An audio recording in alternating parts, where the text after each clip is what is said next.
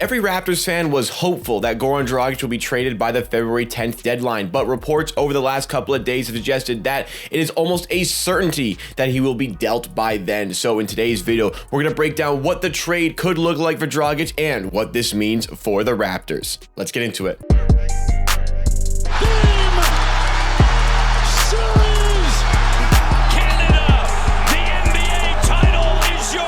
Welcome Raptors fans to Amateur Hour Sports, just a channel where you get NBA content with a focus on the Toronto Raptors at least 4 times a week. So if you like what you see from today's video, then make sure you are subscribed to the channel. We're on a road to 9,000 subscribers. I promise you will not regret it with all the great content coming your way very soon. But today's video, great news for Raptors fans. Again, like I said in the intro, there was hope amongst Raptors fans that we would be able to make a trade happen for Goran Dragic since day one coming into the team.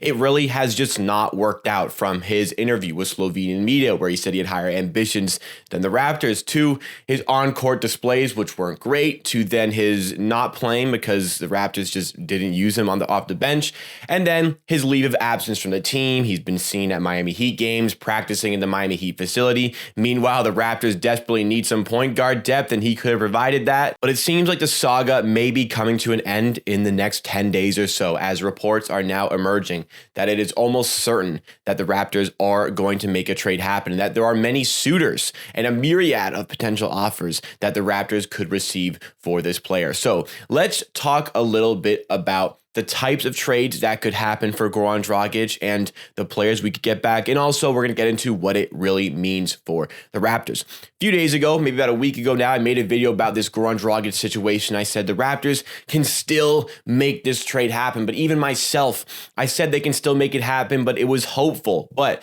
I know that the business minds we have here, Masai, Ujiri, Bobby, Webster, have the capabilities to find a trade. A day after that video came out, the reports started to show that there were suitors. There were teams who wanted Goran Dragic. There are going to be teams, like I mentioned, all throughout the season so far, there are going to be teams who might want to get that point guard ball handler off their bench for later in the season or playoff situations. Also, a veteran player who in his last playoff run, meaningful playoff run in that bubble, got to the NBA Finals, was exceptional for the Heat en route to the finals, and just wasn't quite healthy for the finals, but up until then was excellent for the Heat. Maybe people are looking at that like this is a player that can really help out our team. Teams that are going to try and contend may want a little bit of extra depth, just that proper veteran player to bring into their team. But there also could be some teams looking to just get a salary dump off on the Raptors, maybe just get a couple of different assets to take on the salary dump. There's really 3 styles of trades that could happen here. The Raptors could accept a worse salary dump for Goran Dragic and get some other assets in return. The Raptors could do the opposite, salary dump Dragic on another team and have to give away a little bit of assets to make that happen. And the third thing is that there could just be a team out there who wants the services of Goran Dragic because they feel like they could use that again for those late season, those playoff situations. So I talked a lot about this trade in the previous video as it comes to Gary Harris coming to the Raptors. Raptors received Gary Harris, bit of a salary dump, but the big one is Goran Dragic joining the Orlando Magic, where he wouldn't really feature for them. I don't think he would play at all. I think they would buy him out if this happened. But in return, they would get Simi Hyluk, just not a bad asset, and a second-round pick, a little bit of an asset. So they wanted to get Gary Harris off their books anyway. They were even considering buying out Gary Harris. Why not do it with Goran Dragic? And you also get some other pieces in the trade. That would be a situation where the Raptors are salary dumping the player on somebody else. But how about a situation where maybe we take on a player that's salary dump, but this could also be a player that helps out our team? Now, bear with me for this one. You guys may not like this one initially, but the Raptors send Goran Dragic to the LA Clippers.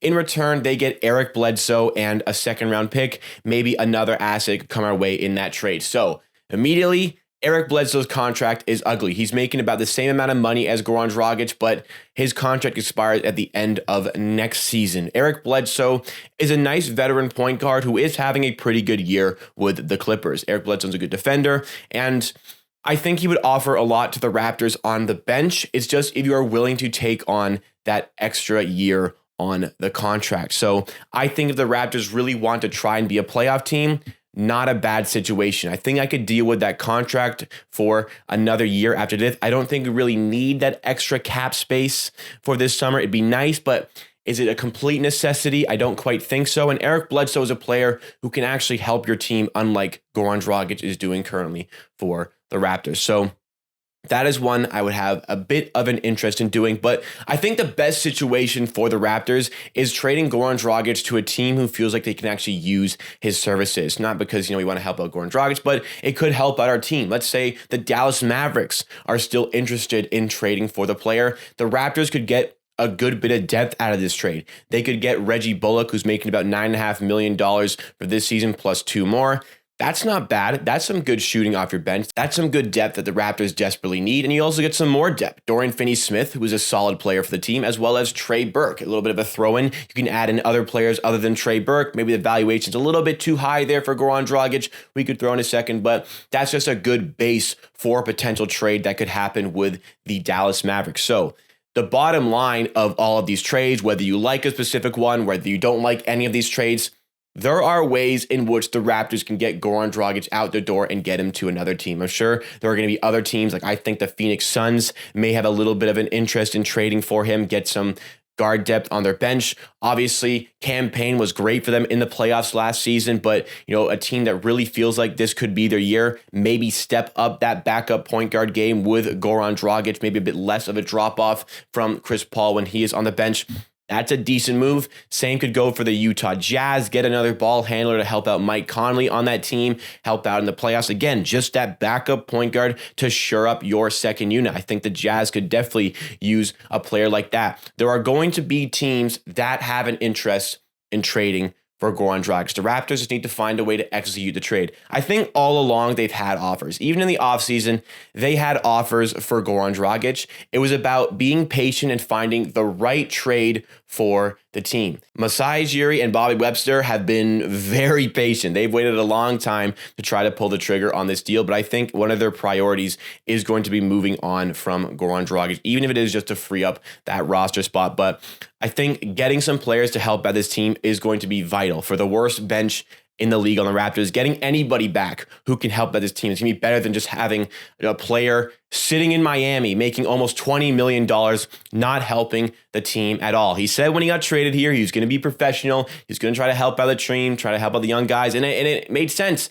And I think he could have offered a lot to this team, but that just didn't quite happen, and it is very annoying to see him doing all his work in Miami when he actually could be helping us on the court, helping his trade value by playing in these games. Like, he's doing himself no favors by not featuring. Maybe there is some personal stuff. I've read some reports I don't really want to get into, but maybe there is something that is causing him not to be with the team. And even when he was with the team, I guess he wasn't really getting a ton of play time. Delano Banton was in some good form at that point. But all of these things aside, the important thing is that trades are going to happen for the Raptors. The reports are that they are going to be buyers as we get towards the NBA trade deadline. So Goran Dragic, free up some cap space. Maybe you get a third team involved and maybe even a fourth team. Crazy trade could happen where the Raptors land the center they need or just continue to add up on the depth that the team desperately requires. There are a lot of options for the Raptors. They are not limited in this discussion. Like I said, they can give a salary dump, take a salary dump, or